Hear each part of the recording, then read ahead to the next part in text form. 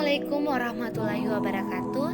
Halo teman-teman, perkenalkan saya Anissa Handani Uno, mahasiswi semester 2 angkatan 2019, kelas B Program Studi Pendidikan Biologi, jurusan Biologi, Fakultas Matematika dan Ilmu Pengetahuan Alam, Universitas Negeri Gorontalo. Pada kesempatan kali ini, saya akan menyampaikan materi mengenai media pembelajaran. Mata kuliah Strategi Pembelajaran, dosen pengampu Bapak Ilyas H. Hussein, SPD, MPD. Pengertian media pembelajaran.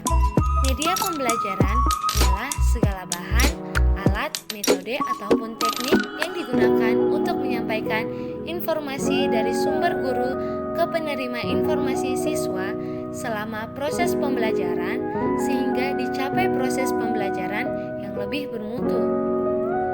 Fungsi utama media pembelajaran. Yang pertama, media pembelajaran sebagai alat bantu dalam pembelajaran. Dan yang kedua, media pembelajaran sebagai media belajar. Yang kedua, fungsi khusus media pembelajaran. Yang pertama ada fungsi compensations, yang kedua ada fungsi kognitif, yang ketiga ada fungsi afektif, dan yang keempat ada fungsi atensi. Jenis-jenis media pembelajaran. Media pendidikan dibagi atas dua bagian. Yang pertama, media pembelajaran yang bersifat benda atau material, dan media pembelajaran yang bukan benda atau non-material. Alat atau media pembelajaran yang berupa benda atau material yaitu media tulis, benda-benda alam, gambar-gambar yang dirancang, gambar-gambar yang diproyeksikan, dan audio recording atau alat untuk didengar. Sedangkan alat atau media pembelajaran yang bukan benda atau non-material adalah keteladanan, perintah atau larangan, ganjaran dan hukuman. 8 klasifikasi media. Yang pertama ada media audio visual gerak, yang kedua media audio visual diam, yang ketiga media audio visual semi gerak, yang keempat media visual gerak, yang kelima media visual diam, yang keenam media visual semi gerak, yang ketujuh media audio, dan yang kedelapan media cetak. Menurut Shields dan Glasgow, media pembelajaran dibagi ke dalam dua kategori luas, yaitu pilihan media tradisional dan pilihan media teknologi mutakhir. Baik, yang pertama, pilihan media tradisional terdiri atas visual diam yang diproyeksikan, yang kedua visual yang tak diproyeksikan, yang ketiga audio, yang keempat visual dinamis yang diproyeksi, dan yang terakhir yaitu cetak. Pilihan media teknologi mutakhir. Media pembelajaran yang termasuk dalam teknologi mutakhir dikelompokkan dalam dua hal, yaitu media berbasis telekomunikasi dan media yang berbasis microprocessor. Media pembelajaran jika dilihat dari sifatnya dapat dibagi ke dalam 3 kelompok, yaitu media auditif, media visual, dan media audiovisual.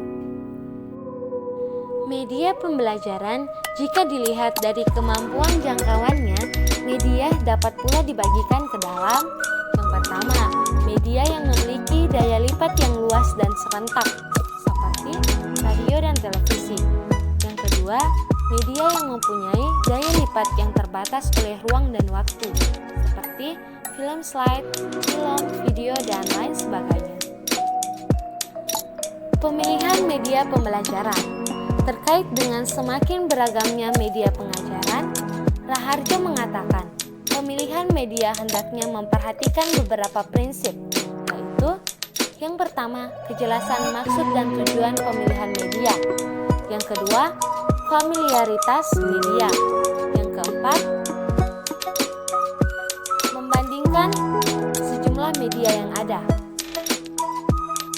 Menurut Raharjo, media dibedakan menjadi dua macam menurut kriteria aksesibilitasnya, yaitu media yang dimanfaatkan, dan media yang dirancang. Keunggulan media pembelajaran. Yang pertama, menjelas penyajian pesan agar tidak terlalu bersifat verbalistis. Yang kedua, mengatasi perbatasan ruang, waktu, dan daya indera. Yang ketiga, dengan menggunakan media pendidikan secara tepat dan bervariasi, sifat pasif anak didik dapat diatasi. Yang keempat, menimbulkan kegairahan belajar. Yang kelima, memungkinkan interaksi yang lebih langsung antara anak didik dengan lingkungan dan kenyataan. Yang keenam, memungkinkan anak didik belajar sendiri sesuai dengan kemampuan dan minat masing-masing. Baik, setelah ada keunggulan, tentu saja ada kelemahan. Kelemahan dari media pembelajaran yang pertama, terlalu menekankan bahan-bahan visualnya sendiri dan tidak menghiraukan kegiatan-kegiatan lain yang berhubungan dengan desain, pengembangan, produksi, evaluasi, dan pengelolaan bahan-bahan visual. Yang kedua, bahan-bahan visual dipandang sebagai alat bantu semata bagi guru dalam proses pembelajaran, sehingga keterpaduan antara bahan belajar dan alat bantu tersebut diabaikan.